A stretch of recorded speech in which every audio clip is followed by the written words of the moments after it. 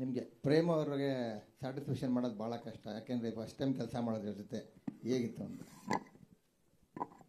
ಆಗಲೇ ಹೇಳ್ದಂಗೆ ಒಂದು ಅತೃಪ್ತಿ ಆತ್ಮ ಸರ್, ತೃಪ್ತಿನೇ ಆಗಲ್ಲ. ಒಂಥರ ತ್ರಿಶಂಕ ಲೋಕದಲ್ಲಿ ಇರ್ತಾರಲ್ಲ ಹಂಗೆ, ಏನಣ್ಣ ಓಕೆನಾ ಓಕೆ ಇಲ್ವಾ ಅಂತ.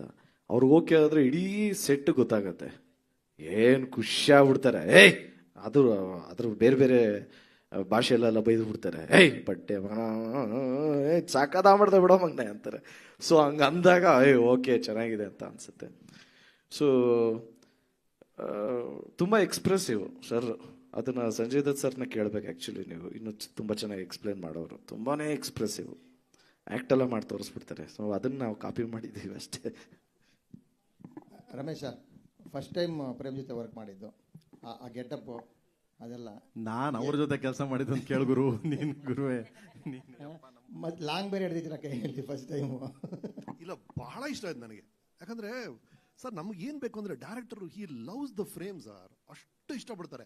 ಅಂಡ್ ಆರ್ಟಿಸ್ಟ್ ಜೊತೆ ಎಷ್ಟು ಚೆನ್ನಾಗಿರ್ತಾರೆ ಅಂದ್ರೆ, ನಾವು ಒಂದು ಒಳ್ಳೆ ಕೆಲಸ ಮಾಡಿದಾಗ ಅವ್ರು ತೋರಿಸೋ ಪ್ರೀತಿ ಆಗಲಿ, ಅವ್ರು ಧ್ರುವನ್ ಜೊತೆ ಎಷ್ಟು ಪ್ಯಾಂಪರ್ ಮಾಡಿ ಹೆಂಗ್ ಇಟ್ಕೊಳ್ತಾರೆ ಅಂದ್ರೆ ಸೀನ್ಸ್ ಅಲ್ಲಿ ಎಲ್ರು. ಸಂಜಯ್ ದತ್ ಆಗ್ಲಿ, Shilpa Shetty, they love him. ಆ ತರ ಎಲ್ಲರ ಜೊತೆ ಮೇಂಟೈನ್ ಮಾಡ್ತಾರೆ ರಿಲೇಶನ್ಶಿಪ್ ನ. ಅಂಡ್ ಅವ್ರದೇ ಆದ ಒಂದು ಸ್ಟೈಲ್ ಇದೆ. ಇನ್ಫ್ಯಾಕ್ಟ್ ನನ್ನ ಡೈಲಾಗ್ ಡೆಲಿವರಿ ನೀವು ಫಿಲ್ಮ್ ನೋಡಿದಾಗ ಗೊತ್ತಾಗುತ್ತೆ, ಕೆಲವು ಲೈನ್ಸ್ ಎಲ್ಲ ಪ್ರೇಮ್ ಈ ತರ ಬೇಕು ಸರ್, ಈ ತರ ಟ್ರೈ ಮಾಡಿ ಸರ್ ಅಂತ ಹೇಳಿದ್ರು, ಅದೇ ತರ ಟ್ರೈ ಮಾಡಿದೀನಿ. ಈಗ ಸಂಜಯ್ ದತ್ ಕೈಯಲ್ಲಿ ಹೇಳ್ಸಿದ್ರಲ್ಲ, ಆ ಒಂದು ಟ್ರೆಂಡ್ ಇದೆ, ಪ್ರೇಮ್ ಅವರು ಟ್ರೆಂಡ್ ಇದೆ ಹೈ ಲೋ ಮಾಡೋದು, ಅದೇ ತರ ನಾನು ಮಾತಾಡಿದೀನಿ, ಅವ್ರು ಹೇಳ್ಕೊಟ್ಟಿರೋದು ಅದು. ಇಲ್ಲ ಖಂಡಿತ ಪಿಕ್ಚರ್ ಅಲ್ಲಿ ನೋಡಿ.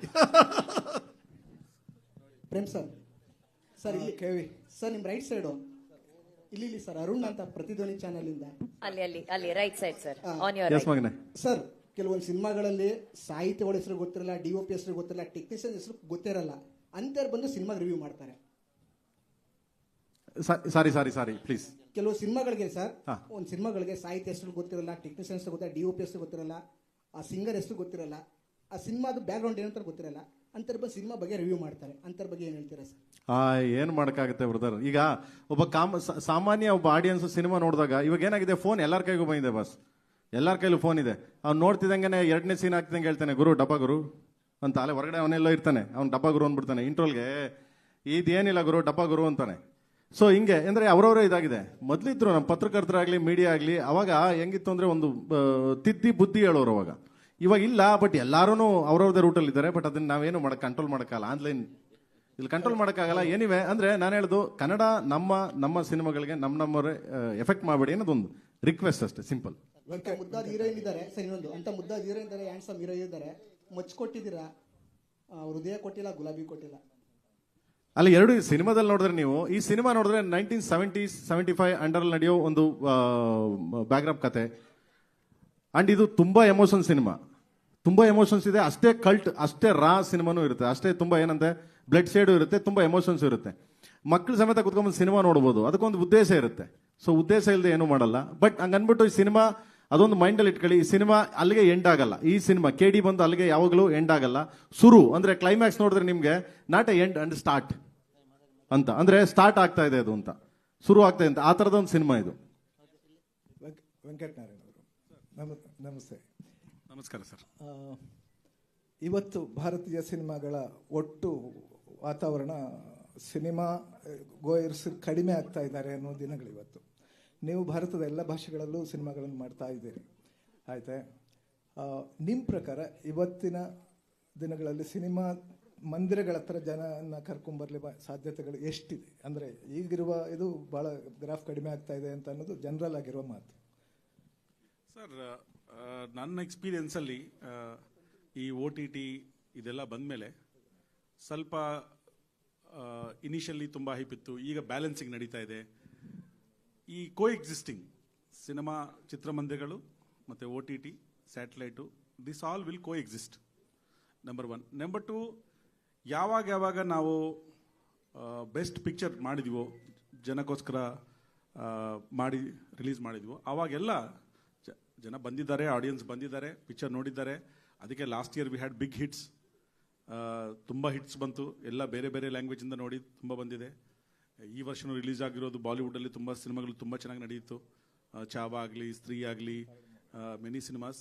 It is the responsibility of film makers actually, instead of putting it outside blame on anybody else. We should take the responsibility saying that let us make that kind of a movie which can attract entire crowd, entire audience. So I think our prayatnadalli we are trying to bring the best of the people, best of the technicians. Sometimes best hero, best technician siktare, best story iralla.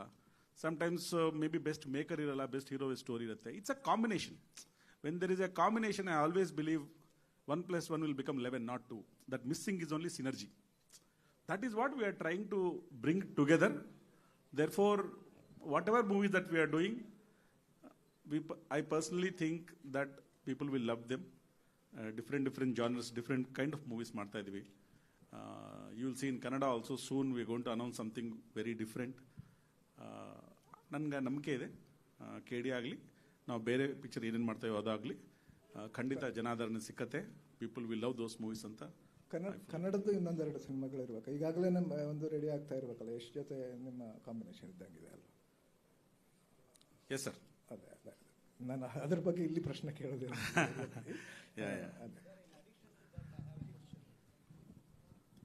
How many times you have revised your budget for Mr. Prem? ಬಜೆಟ್ನ ಎಷ್ಟು ಸಲ revise ಮಾಡಿದ್ದೀರಾ? You know when I heard the story first time, ನಾನು story ಕತೆ ಕೇಳುವಾಗ detail ಆಗಿ ಕೂತ್ಕೊಂಡಿದ್ವಿ, ಏನು ಹೇಳ್ಬೇಕು ಅನ್ಕೊತಾ ಇದ್ವಿ ಈ ಕಥೆಯಲ್ಲಿ, ಏನು ಸೀನ್ಸ್ಗಳಿದೆ, ಯಾವ ಥರ ಸೆಟ್ಸ್ ಬೇಕು, ಯಾವ ಥರ ಟೆಕ್ನಿಷಿಯನ್ಸ್ ಬೇಕು. So there is one budget for making, there is one budget for artist, there is one budget for technicians, correct? So correct. So the making ನಾವೇನು ಅನ್ಕೊಂಡಿದ್ವಿ ಮೋರ್ ಆರ್ ಲೆಸ್ ಅಲ್ಲೇ ಮಾಡಿದ್ವಿ. But by then technicians and artist ಈ ಪಾತ್ರಕ್ಕೆ ಇವರು ಆದರೆ ಚೆನ್ನಾಗಿರ್ತಾರೆ ಅಂತ ಅವ್ರ ಫೀಸು ಎಲ್ಲ ಆ್ಯಡ್ ಮಾಡಿದ್ರೆ ಸ್ವಲ್ಪ ಡಿಫ್ರೆಂಟ್ ಆಗಿ ಚೇಂಜ್ ಆಗುತ್ತೆ. That is a personal call. No, ಈಗ ಸತ್ಯವತಿ ರೋಲ್ ಯಾರಾದರೂ ಮಾಡ್ಬೋದಾಗಿತ್ತು, but we chose saying that okay Shilpa ಅವ್ರು ಬಂದು ಮಾಡಿದ್ರೆ ತುಂಬ ಚೆನ್ನಾಗಿರುತ್ತೆ, ಅವರು ಕನ್ನಡದಿಂದ ಹೋಗಿರೋರು, ಆ ಕ್ಯಾರೆಕ್ಟರ್ಗೆ ವೈಟೇಜ್ ಬರುತ್ತೆ. That's a call. So therefore that will have impact on budget. ಅದೇ ರೀತಿಯಲ್ಲಿ ಸಂಜು ಬಾಬಾ ಅವರಾಗಲಿ, ಬೇರೆ ಬೇರೆ ಪಾತ್ರಗಳಾಗಲಿ, ಬಿಕಾಸ್ ನೀವು ಪಿಕ್ಚರ್ ನೋಡುವಾಗ ನಿಮಗೆಲ್ಲ ಗೊತ್ತಾಗುತ್ತೆ saying that every character has got a graph, it has got a weight, we need somebody who is known to carry it. So ಅದಕ್ಕಾಗಿ more or less what we thought is where we have finished ಅಂತ ಹೇಳ್ತೀವಿ ಮೇಕಿಂಗಲ್ಲಿ. Thank you. Dhruva